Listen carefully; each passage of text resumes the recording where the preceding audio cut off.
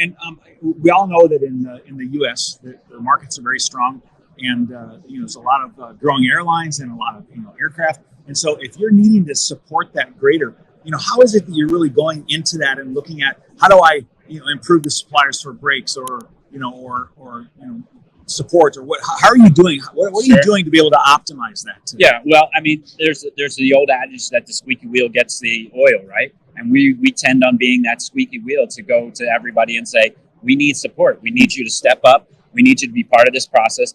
And, it's financially beneficial, aviation beneficial. It's really good for these people to get involved in their futures with Embraer. So we're going in and really buying in. Instead of going to you and saying, Mark, I need you to do this. Hey, Mark, how do I help you do this? Yeah. How do we really stand together in front of our customers to support them?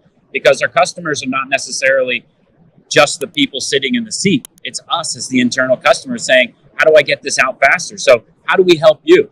How can we leverage our partnerships with everybody in the industry to make semiconductors faster? Yeah. How do we partner to get you the people that you need to make those? So we're working through that process. Yeah, that's really tremendously strong. And what I'll say is I've done a lot of business with with Brazil and the people. And one of the things I've found really is that I think that when you're working with an OEM, you find that it's difficult sometimes to engage and have relationships and to be able to optimize what you're doing. And the people that I've worked with, in that region have been very, very strong, very, very powerful. And that has continued to grow around the world, into the United States and into Asia Pacific and all those places. So I really have a compliment to Embraer for their engagement with people. That really makes a big difference.